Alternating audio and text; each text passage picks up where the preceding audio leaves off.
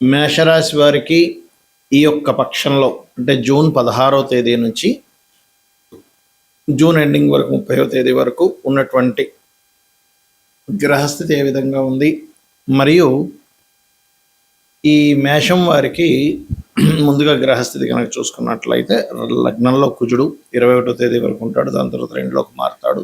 3వ స్థానంలో రవి చంద్ర బుధ గ్రహాల యొక్క సంబంధం కలిగి ఉంది. ఈ చంద్రుడు 7 రాసులు మారుతాడు. అదేవిధంగా గురువు చూసుకున్నట్లయితే గురు శుక్రులు కలిసి కర్కాటకంలో ఉన్నారు, బుధుడు వెళ్ళి చేరుతున్నాడు. మరి అదేవిధంగా మనకి సింహంలో కేతువు, కుంభంలో రాహువు, అలాగే మీన రాశిలో శని యొక్క సంచారం జరుగుతుంది. ఈ యొక్క గ్రహస్థితిని అనుసరించి మీకు ఎలా ఉండబోతుంది, ఈ పక్షంలో ఎటువంటి విషయాల పట్ల మీరు జాగ్రత్త వహించాలనేటువంటి అంశాలు చెప్తుంది నేనైనప్పటికీ చెప్పిస్తుంది సాక్షాత్ లలిత అమ్మవారిగా భావిస్తూ లలితాంబిక అమ్మవారి యొక్క అనుగ్రహం మీకు పరిపూర్ణంగా కలగాలని మనస్ఫూర్తిగా కోరుకుంటూ, ముందుగా మీకు ఈ యొక్క పక్షంలో 21వ తేదీ వరకు కుజుడు రాశిలోనే ఉంటాడు. కాబట్టి కొంచెం ఈ ముఖ్యంగా రాశి కంటే లగ్నం చూసుకోండి. 21వ తేదీ వరకు కొంచెం అగ్రెసివ్గా కొన్ని పనులు చేయడము, కొంచెం అగ్రెసివ్గా ఉంటూ ఉంటారు. 21వ తేదీ నుంచి ఎప్పుడైతే ధనస్థానంలో కుజుడు వెళ్తున్నాడో భూమి మూలంగా కొంత ధనయోగం ఏర్పడుతుంది. కాకపోతే కుటుంబ సభ్యులతో కొంత ఘర్షణ వాతావరణం ఉంటుంది. ఈ యొక్క పక్షంలో 16వ తేదీ అమావాస్య తర్వాత రోజు అయినటువంటి 16వ తేదీ రవిచంద్రులు కలిసి 3లో ఉన్నారు. కాబట్టి 16వ తేదీ ఎటువంటి కమ్యూనికేషన్స్ కానీ అగ్రిమెంట్స్ కానీ చేయకండి. అదేవిధంగా ఇక్కడ చంద్రుడు 27, 28వ తేదీల్లో వృశ్చిక రాశిలో ఉంటున్నాడు. కాబట్టి ఆ సమయంలో మీరు వాహనాల మీద వెళ్ళేటప్పుడు కాస్త స్లోగా వెళ్ళండి, అతివేగం పనికిరాదు. ఇక మీకు చతుర్థ భావంలోకి బుధుడు, శుక్రుడు, గురువు సంచారం జరుగుతుంది. కావున 23వ తేదీ నుంచి ఇంకాస్త మీరు ఏదైనా ప్రాపర్టీ కొనుగోలు చేయడానికి కానివ్వండి, ఏదైనా విద్యా సంబంధించిన విషయంలో అనుకూలతకి, మరియు ఒక వాహనం కావచ్చు, గృహం కావచ్చు, ఆభరణం కావచ్చు, ఏదైనా కొనుగోలు చేయడానికి చాలా అనుకూలంగా ఉంది చెప్పాలంటే. కాకపోతే కొన్ని నిర్ణయాలు తీసుకునేటప్పుడు కాస్త జాగ్రత్తగా ఉండండి. రుణాలు లభిస్తాయి. రుణం కోసం చేసే ప్రయత్నం ఖచ్చితంగా లభిస్తుంది.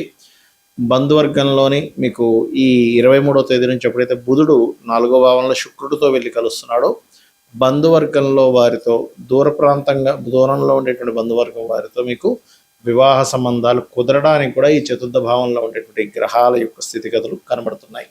మరియు మీ యొక్క జీవిత భాగస్వామికి కూడా ఉద్యోగ సంబంధించినటువంటి విషయంలో చక్కటి అనుకూలమైనటువంటి వాతావరణం అయితే ఉంటుంది. కాస్త ఏలినాడు శని యొక్క ప్రభావం తగ్గడానికి వెంకటేశ్వర స్వామి ఆలయంలో కానీ, ఆంజనేయ స్వామి ఆలయంలో కానీ వెళ్ళి అక్కడికి వెళ్ళి ఏదైనా సేవ చేయండి. ఆన్లైన్లో చేసే బిజినెస్లు, రియల్ ఎస్టేట్ రంగాల్లో ఉండేటువంటి వారికి, రైతులకి, విద్యా సంస్థలు నడిపేటువంటి వారికి చాలా అనుకూలంగా ఉంది ఇప్పుడు ఈ పక్షంలో ఉండేటువంటి గ్రహస్థితి. గోచార ఫలితాలు ఒక ఎత్తు అయితే, మీకు ఎప్పుడైనా గుర్తుపెట్టుకోండి మీ జన్మజాతకంలో అసలు ఏ కాంబినేషన్స్ ఉన్నాయని చూసుకోవాలి. అంటే ఎంతసేపు మనం జనాలకి బేసిక్కే అలవాటు అయిపోవడం వల్ల ఏలినాడు శని ఉందా లేదా ఇదే బేసిక్గా చూసుకుంటుంటారు. ఏలినాడు శని ఉందా, అర్ధాష్టమ శని ఉందా, అష్టమ శని ఉందా.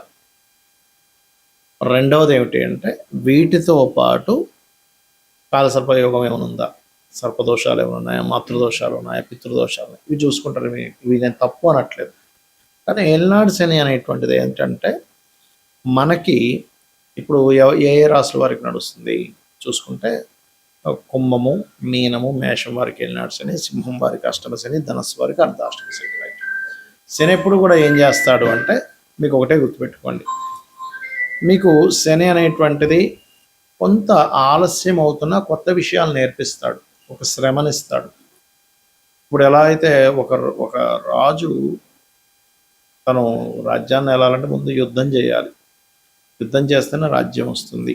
అలాగే ఒక మనిషికి కొన్ని విషయాలు ఒక స్టేజ్కి వెళ్ళాలంటే కొన్ని విషయాలు అనుభవంలోకి రావాలి, అనుభవాలను ఇస్తాడు. అంతేగాని ఇంకా ఏమీ అన్నీ పోతాయి, అన్నీ చాలా విభత్సం అయిపోద్దని అనుకోకండి దయచేసి. అనుభవాన్ని ఇస్తాడు, దాని మీద యాక్సెప్ట్ చేయగలగాలి.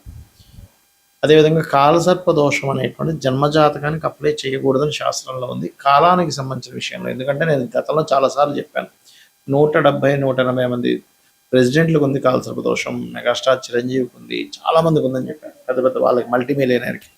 మరి వాళ్ళందరూ ఎలా అయ్యారు? మరి కాలసర్ప దోషం ఉంటే ఎందుకు పనికి రాకుండా పోవాలి కదా అనే విషయాన్ని గుర్తుపెట్టుకోండి. జనరల్ సర్పదోషాలు మీరు కాళహస్తికి వెళ్ళడమో లేకపోతే రావి చెట్టు ప్రదక్షిణం చేసుకోవడం వల్ల పోతుంది. అదేవిధంగా మాతృదోషం, పితృదోషం పూర్వజన్మల్లో మనం చేసినటువంటి కొన్ని దోషాలు ఉంటాయి. అంటే తల్లిని సరిగ్గా చూసుకోకపోవడం వల్ల మాతృదోషము. పితృదోషం అనేటువంటిది పితృదేవతలు సరిగ్గా చేయకపోవడం వల్ల, సంతానాన్ని సరిగ్గా చూసుకోకపోవడం వల్ల, తండ్రికి ఇవ్వాల్సిన గౌరవం ఇవ్వకపోవడం వల్ల, ఇట్లాంటి వాటి వల్ల జరుగుతుంది. ఇలా చాలా ఉన్నాయి. స్త్రీ దోషం ఉంటుంది శుక్రుడు పాడైతే. అయితే ఇక్కడ ఏంటంటే ఏ గ్రహం పాడవడం వల్ల, ఏ కాంబినేషన్ వల్ల వచ్చిందంటే శుక్రుడు పాడయ్యాడు, స్త్రీ దోషం. ఏమి కంగారు పడద్దు, చక్కగా సాటి స్త్రీలని, అది స్త్రీ అయినా పురుషులైనా, గౌరవించడం నేర్చుకోండి. వాళ్ళ పట్ల మరలా అవహేళనగా ఉండడం, వాళ్ళని ఏడిపించడం, వాళ్ళు ఏడిచేలా మీ వల్ల వాళ్ళు ఏడవడం చేస్తే మళ్ళీ ఆ స్త్రీ దోషం ఇంకా పెరుగుతుంది. మాతృదోషం ఉంది, ఇంకా మీ తల్లిగారు ఇంకా ఎక్కువ బాధపడుతున్నారు మీ వల్ల ఈ జన్మలో కూడా, అది ఇంకా ఇంకా కొన్ని వందల జన్మలకి కంటిన్యూ అవుతుంది. పితృదోషం కూడా అంతే. పితృదేవతలకి గతంలో తెలియక చేయలేదు, అది పితృదోషంగా వచ్చింది. అప్పుడు ఆ పితృదోష సంబంధించినటువంటి స్వయం పాకం ఇవ్వడము, లేకపోతే ఏదైనా గయా లాంటి ప్రదేశాలను అక్కడ పితృతర్పణాలు చేయడం, లేకపోతే నిత్య పితృతర్పణాలు చేయడం, లేదా అమావాస్య నాడు పితృదేవతల కోసం వదలడం చేయాలి. అంతేగాని ఏదో అయిపోతుందని కాదు. ఇక్కడ ఏంటంటే మీకు లగ్నం నుంచి 12 భావాలు అనేటువంటివి ఉంటాయి. లగ్నం ఏమిటి, లగ్నం యొక్క స్థితి ఏమిటి, మీ యొక్క ఎదుగుదల, మీ లైఫ్లో ఎందుకు ఎప్పుడు అప్ అండ్ డౌన్స్ వస్తాయని చెప్తుంది. ధనాధిపతి చూడాలంటే సెకండ్ హౌస్, అంటే మీకు ధనము ఏ రూపంలో, ఏ మార్గంలో ఎప్పుడు ఎక్కువగా వస్తుంది, ఏ మార్గంలో ఎప్పుడు పోయే ఛాన్సెస్ ఉన్నాయి, ఎప్పుడు జాగ్రత్తగా ఉండాలి ధనం విషయంలో అనేటువంటి చూపిస్తుంది. అదేవిధంగా 3వ భావంలోకి వెళ్తే సిబ్లింగ్స్, మీ యొక్క ప్రయత్నాలు ఇవన్నీ ఉంటాయి. అంటే సిబ్లింగ్స్తో మీకు ఉండే రిలేషన్ ఏంటి. కొంతమంది బాధపడుతుంటారు, ఏమిటంటే మా సొంత అన్నయ్య ఇలా చేశాడు, మా తమ్ముడు ఇలా చేశాడు, మా అక్క ఇలా చేసింది, మా చెల్లి ఇలా చేసింది అంటారు. అది పూర్వజన్మల్లో ఉన్నటువంటి కొన్ని కర్మలు వెంటాడుతూ ఉంటాయి ఆ రూపంలో వచ్చి. మన కర్మలన్నీ కూడా మన తల్లిదండ్రులు, పిల్లలు, అన్నదమ్ములు, అక్క చెల్లెళ్ళు, స్నేహితులు, దాయాదులు వీళ్ళ రూపంలోనే వస్తారు, గుర్తుపెట్టుకోండి. ఇవి ఎక్కడి నుంచి తప్పించుకోలేరు. ఇంకా తప్పించుకుందామని ప్రయత్నం చేసినప్పుడు రోగ రూపంలో వస్తుంది కర్మ.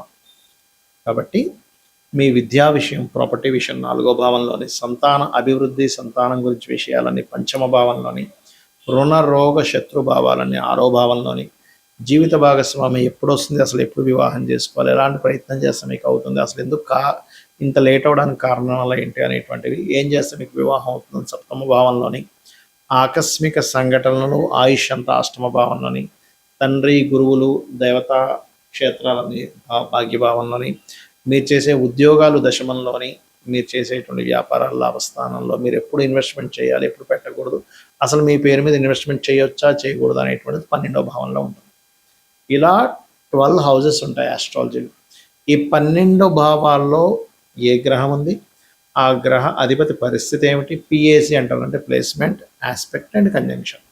అంటే ఏ గ్రహం ఎక్కడుంది, ఏ గ్రహంతో చూడబడుతుంది, ఏ గ్రహంతో కలిసి ఉంది, దాని వలన ఆ యొక్క గ్రహం యొక్క బలాబలాల్లో మార్పులు వస్తాయి. అంటే చిన్న ఎగ్జాంపుల్ చెప్తా చూడండి. ఇప్పుడు ఒక మనిషి ఉన్నాడు, అతను చిన్నప్పటి నుంచి అతని ఫ్రెండ్ సర్కిల్ కానీ అతనికి చెప్పే వాళ్ళు ఎవరూ సరిగ్గా లేక చదువుకోలేదు అనుకున్నాం, కాసేపు సరిగ్గా చదవలేదు. చదవకపోవడమే కాకుండా అతను తెలివితేటలు కూడా బిల్డప్ చేసుకోలేకపోయాడు. అంటే కొంతమంది ఎవరితో అయితే కలవకూడదు వాళ్ళతో వెళ్ళి ఫ్రెండ్షిప్ చేశాడు, దాని తర్వాత అనవసరమైన వ్యసనాలకు గురయ్యాడు, దాని తర్వాత అనారోగ్యంతో ఇబ్బంది పడ్డాడు, ఎక్కువ వ్యసనాల వల్ల. రైట్. అంటే ఏంటి, ఒక మనిషి ఎలా అయితే ఎవరితో కలిశాడో, ఎవరి ఇన్ఫ్లుయెన్స్లోకి వెళ్ళాడో, ఎక్కడ నివసిస్తున్నాడో అనే ఎఫెక్ట్ ఎలా ఉంటుందో, అదేవిధంగా ఒక మనిషి మంచి తల్లిదండ్రులు, చెప్పేవాళ్ళు బాగున్నారు, బాగా ఇంటెలిజెంట్, బాగా చదువుకున్నాడు, మంచి వ్యాపారం పెట్టాడు, మంచి ఉద్యోగంలో జాయిన్ అయ్యాడు, లైఫ్ మంచి భార్య పిల్లలు వచ్చారు, లైఫ్ అంతా అద్భుతంగా ఉంది, మంచి గుర్తింపు ఉంది. అలాగే గ్రహం కూడా పాపగ్రహాలతో సంబంధం కలిగినప్పుడు, దాని పోర్ట్ఫోలియోస్ పాడైనప్పుడు ఆ భావం పాడవుతుంది. దాన్ని సెట్ చేసుకోగలగాలి. లేదా శుభగ్రహ సంబంధాలు వచ్చినప్పుడు ఆ భావం బాగుంటుంది, అదంతా ఫ్రూట్ఫుల్ ఇస్తుంది. ఇదంతా పూర్వజన్మ కర్మ వల్ల వస్తుందని అర్థం చేసుకుంటూ కనీసం ఈ జన్మలో అయినా తెలిసి ఎటువంటి బ్యాడ్ కర్మలు చేయకుండా ఉండాలి. శ్రీమాత్రే నమః.